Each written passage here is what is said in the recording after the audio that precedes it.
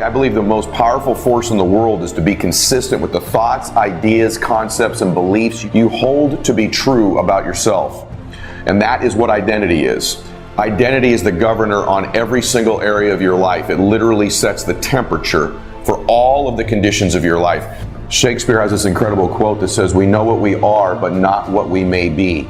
And the who you may be is going to be dictated by your ability to alter your identity, because you are going to always be consistent with what you believe you're worth and what you believe you deserve, or what is your identity. Your identity, the best analogy I could give you, is like a thermostat sitting on the wall of your life. It sets the entire temperature for the conditions of your life in multiple areas. And so most people think their life is dictated by external circumstances. They spend their entire life trying to control what is outside of them. You've all heard the great saying that people in 12-step programs talk about learning to control the things they can and letting go of the things that they can't control. And the fact of the matter is, you cannot always control the external factors that are impacting you in your life. The good news is, it's the external things in your life that do not dictate the direction or the ultimate destination of your life. That is a fallacy. Listen to me when I tell you this. External circumstances do not dictate the ultimate destination of your life. It's an internal game. You and your faith, your God, are what will control the direction of your life, not the external things that are impacting you all the time. And this identity is that internal thermostat. It sets the temperature, just like a thermostat sitting on the wall, of the conditions of your entire life. That's exactly how your life works. Once you accept this truth, it is a fact that it's not the external things that are happening, it's the internal thermostat. Too often in life, people don't work on changing their identity. They're always working on producing external results. Have you ever known somebody who was wealthy and no longer is? Have you ever known somebody who made a bunch of money and no longer does? How about somebody who was in a great relationship and that relationship no longer exists? How about someone who got in great shape that is no longer in that shape again? If your results begin to exceed your internal thermostat, you will find a way to cool your life back down to what you believe you're worth and you're comfortable at your identity. You'll think it's coincidental. Oh, this accident happened, or this appointment canceled, or this circumstance took place. It's not coincidence. All of those things have happened because you set the thermostat of your life and you've regulated what you're going to get.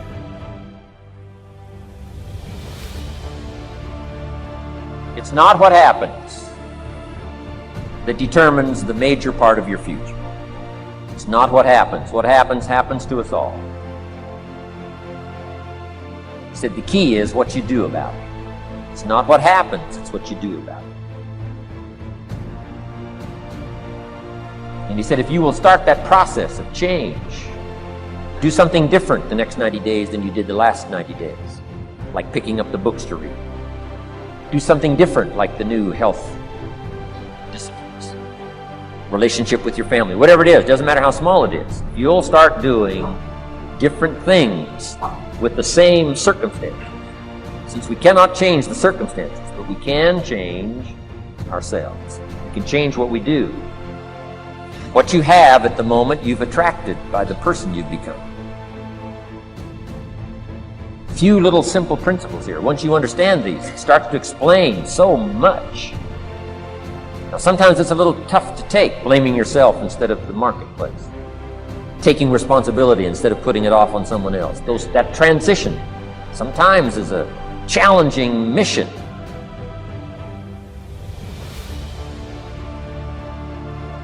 That you can learn all the talents, the behaviors, the skills, the tactics, all the strategies that I teach you. But if you don't alter that thermostat internally, you could have all of the skills of a 100-degree producer, and you will live a 75-degree existence because you will turn the air conditioner of your life on back down to cool it where you're comfortable. It's also true, by the way, you've seen this in your own life. Maybe you've had something really good going in business before. You've got momentum. It seems like things are happening great. And then you wake up 4, 5, 6 months later and you've cooled your life, your business right back down to where it was before.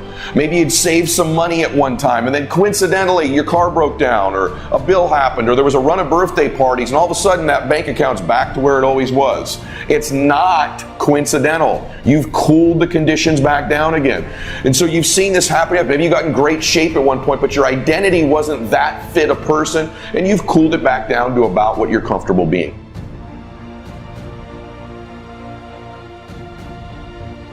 There's been times in your life where the circumstances, the conditions were terrible. You thought you'd never get out of it. You're never going to eat again. Well, guess what? You ate again, didn't you? And you heated your life back up to that same place again. So you've proven this over and over in your life, haven't you? So have I, so has every single human being. The governor on our life, the regulator of our life, is our identity, which is the internal thermostat that sets the temperature for our life. So the key in life is to learn all the thoughts, the skills, the tactics, and the strategies that can heat our life up in the areas that matter most to us. But if we don't simultaneously change the conditions of our thermostat, change what we're comfortable living at, change our identity, our worth, change the thoughts, beliefs, concepts, and value we hold to ourselves, we will cool or heat our life back to that regulated temperature. And so I'm telling you, the overall key to changing the external conditions of your life is changing that internal thermostat setting.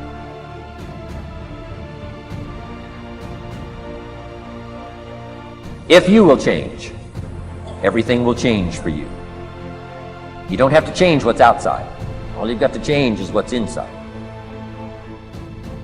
To have more, you simply have to become more. And then he said, don't wish it was easier. Wish you were better. Don't wish for less problems. Wish for more skills. Start working on yourself, making these personal changes. And he said, it'll all change for you. I'm still going for it. In the 90s, I want to get better and better. I want my craft to get better, my business operations to get better, the things I do to get better. Because once I picked up this simple formula, I'm telling you, it's easy to figure out where the problem is if you go to work on it.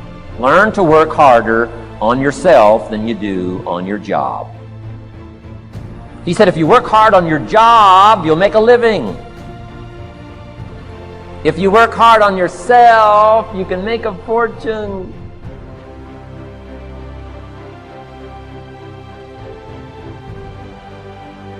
What you need to be doing is becoming aware of how important it is that you adjust this thermostat setting as you produce better results, as you start to learn new skills and strategies and tactics.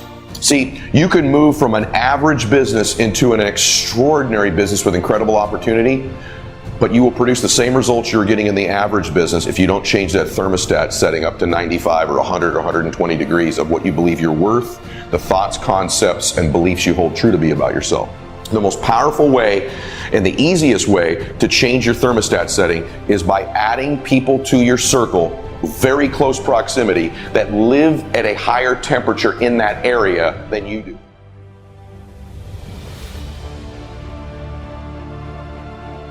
And start this whole process of personal development. Work on yourself. Make yourself more valuable to the marketplace. I'm telling you, you can so dynamically change your income, and economics is the least of the values that you can start earning in terms of equity if you'll start working harder on yourself than you do on your job. Work hard on yourself and develop the skills. Work hard on yourself and develop the graces. All of the stuff necessary to become more valuable to the marketplace. I'm telling you, your whole life can explode into change. Promotions, no problem. Becoming more valuable to the company, I'm telling you, no problem. Money, no problem. Economics, no problem. Future, no problem. You just go to work on the right thing. Not get things out there to change. Don't try to change the seed. Don't change the soil. Don't change the sunshine. Don't change the rain. Don't change the mix of seasons. Let the miracle of everything that's available work for you. And start working on the inside. Work on your philosophy. Work on your attitude. Work on your personality. Work on your language.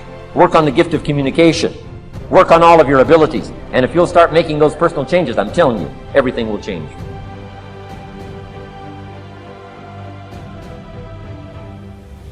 We understand the power of this with our children because we know at school the teachers have influence over them, they're mentors. But the people that really have influence over our children are their friends because they're around them all the time. And so we know it sets their temperature. This is true in fitness. If you're a 75 degree of fitness at every meal, every day at the gym, all your associations, hypothetically speaking, were with someone who was shredded and fit the way you wanted to look at 150 degrees, you know over time you get heated up. And so you can't be with someone every day. You can't be with them all the time. But the key is to get more proximity in the areas that matter with people whose thermostat setting is higher than yours. I am a product. You are listening to me right now because I've been so obsessed with this concept of adding new associations to my life that live in the areas that I want to improve in at higher temperatures than me. It's my obsession to this day. And so I'm obsessed with the power of association, but I don't just associate. See, all personal says, yeah, you're the 5 people you hang around. Kinda.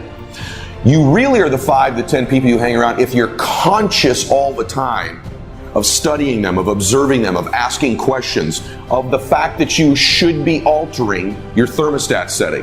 That's when it really moves. It's not just hanging around. It's consciously and intentionally spending time with people where you allow it to impact you, where you study them, where you really observe them, where you're open to their influence. There has to be a level of trust before you can do that, where you surrender yourself to them. But it's not just being around them. It's intentionally being around people that alters that thermostat setting. So power of association is the main way to do it.